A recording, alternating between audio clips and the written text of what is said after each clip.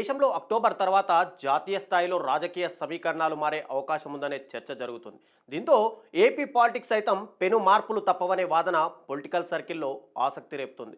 అక్టోబర్లో బీహార్ అసెంబ్లీ ఎన్నికలు జరగబోతున్నాయి. ఈ ఎన్నికల కోసం అధికార ఎన్డీఏతో పాటు విపక్ష ఇండియా కూటమి కూడా సర్వశక్తులు ఒడ్డేందుకు సిద్ధంగా ఉన్నాయి. దీనికి తోడు ఎన్నికల సంఘం అక్కడ నిర్వహించిన ప్రత్యేక ఓటరు జాబితాల సవరణ కూడా పూర్తిగా రాజకీయ రంగు పులుముకుంది. దీంతో సుప్రీంకోర్టు కూడా జోక్యం చేసుకునే పరిస్థితి ఎదురైంది. ఈ నేపథ్యంలో బీహార్ ఎన్నికల ఫలితాలు నేషనల్ పాలిటిక్స్తో పాటు ఏపీ రాజకీయాలను కూడా ప్రభావితం చేస్తాయన్న చర్చ కూడా మొదలైంది.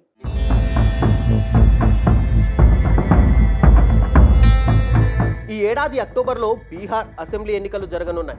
మరోసారి అధికారాన్ని నిలబెట్టుకునేందుకు నితీష్ కుమార్ నేతృత్వంలోని ఎన్డీఏ కూటమి, ఈసారైనా అధికారంలోకి వచ్చేందుకు ఇండియా కూటమి గట్టి ప్రయత్నాలు చేస్తున్నాయి. ఈ నేపథ్యంలో బీహార్ ఎన్నికల ఫలితాలు ఈ దేశంలో రాజకీయ మార్పుకు కారణమవుతాయని విశ్లేషణలు మొదలయ్యాయి. ప్రస్తుతం ఎన్డీఏలో ఏపీ నుంచి తెలుగుదేశం పార్టీ, బీహార్ నుంచి జేడీయూ కీలకంగా ఉన్న సంగతి తెలిసిందే. ఒకవేళ బీహార్లో ఎన్డీఏ ఓడిపోతే మాత్రం ఏపీలో ప్రభావం చూపడం ఖాయంగా కనిపిస్తోంది. ఏపీలో ప్రస్తుతం కూటమి ప్రభుత్వం పటిష్టంగా కనిపిస్తోంది. కూటమిలోని 3 పార్టీలు టీడీపీ, బీజేపీ, జనసేన అత్యంత సమన్వయంతో ప్రభుత్వాన్ని కాపాడుకుంటున్నాయి. ఇందులో ప్రభుత్వాన్ని నడుపుతున్న అతిపెద్ద పార్టీగా ఉన్న టీడీపీ ఇటు రాష్ట్రంతో పాటు అటు కేంద్రంలోనూ కీలకంగా వ్యవహరిస్తోంది. జేడీయూతో పాటు కేంద్ర ప్రభుత్వానికి కీలకంగా ఉన్న టీడీపీ ఆ స్థాయిలో ప్రయోజనాల్ని పొందలేకపోతుందన్న చర్చ కూడా ఉంది. దాని సంగతి ఎలా ఉన్నా ఇప్పుడు బీహార్ ఎన్నికల్లో జేడీయూ, బీజేపీ కూటమి ఓడిపోతే మాత్రం టీడీపీ మనసు మార్చుకునే అవకాశం ఉందన్న చర్చ జాతీయ స్థాయిలో జరుగుతోంది. బీహార్ అసెంబ్లీ ఎన్నికల్లో అధికార ఎన్డీఏ కూటమికి విపక్ష ఇండియా కూటమి నుంచి గట్టి పోటీ ఎదురవుతుంది. ముఖ్యంగా సుదీర్ఘకాలం సీఎంగా ఉన్న నితీష్ కుమార్ నేతృత్వంలోనే ఈ ఎన్నికలకు వెళ్తున్న ఎన్డీఏపై ప్రజా వ్యతిరేకత ఉండనే ఉంది. దీన్ని అధిగమించి మరోసారి ప్రభుత్వాన్ని ఏర్పాటు చేయడం పెను సవాల్గా మారింది. ఈసీ సాయంతో ఓటర్ల జాబితాలో పేర్లు తొలగించి ఎన్నికలు గెలుస్తున్నారని కాంగ్రెస్ ఆరోపిస్తున్న నేపథ్యంలో సుప్రీంకోర్టు ఆదేశాల ప్రకారం అనేక మార్పులు చోటు చేసుకుంటున్నాయి.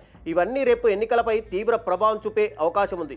ఏపీలో అధికారంలో ఉన్న టీడీపీ కేంద్రంలో ఎన్డీఏలో కీలక భాగస్వామిగా ఉంది. అయితే మరో ప్రధాన భాగస్వామ్య పక్షమైన జేడీయూ బీహార్లో ఓడిపోతే తెలుగుదేశం పార్టీపై ఒత్తిడి పెరిగే అవకాశం ఉంది. దేశవ్యాప్తంగా ఎన్డీఏ గ్రాఫ్ తగ్గుతోందన్న అంచనాలు వెలువడుతున్న క్రమంలో బీహార్లో ఎన్డీఏ కూటమి ఓడి కాంగ్రెస్ నేతృత్వంలోని ఇండియా కూటమి అధికారంలోకి వస్తే చంద్రబాబు పునరాలోచనలో పడే పరిస్థితి ఉంటుంది. ఒకవేళ బీహార్లో ఎన్డీఏ కూటమి ఓడిపోతే నితీష్ కుమార్ వల్లేనని బీజేపీ తప్పుకునే అవకాశం కూడా లేకపోలేదు. అలా జరిగిన పక్షంలో నితీష్ కుమార్ బీజేపీని వీడడం ఖాయం. దాంతో చంద్రబాబు సైతం ఆలోచనలో పడే అవకాశం ఉంది. అలా కాకుండా బీజేపీకి ప్రతికూల ఫలితాలు వస్తే మాత్రం ఎన్డీఏకు గుడ్ బై చెప్పే ఛాన్స్ లేదు. అయితే ఈ పరిస్థితిని నిశ్చితంగా గమనిస్తున్న వైఎస్ఆర్ కాంగ్రెస్ పార్టీ ఉపరాష్ట్రపతి ఎన్నికల్లో బీజేపీ మద్దతు కోరిన వెంటనే జై కొట్టింది. బీజేపీ బలపరిచిన అభ్యర్థికి మద్దతు ప్రకటించింది. భవిష్యత్ రాజకీయాలను దృష్టిలో పెట్టుకుని జగన్మోహన్ రెడ్డి అలా వ్యవహరించి ఉంటారన్న టాక్ వినిపిస్తోంది.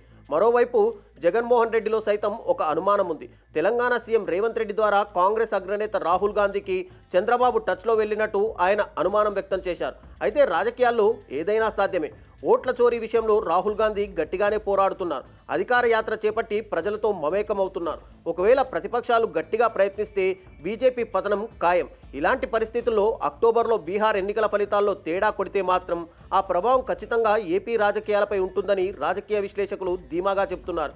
ఈ లెక్కలు తేలాలంటే బీహార్ ఫలితాలు వచ్చే వరకు ఆగాల్సిందే.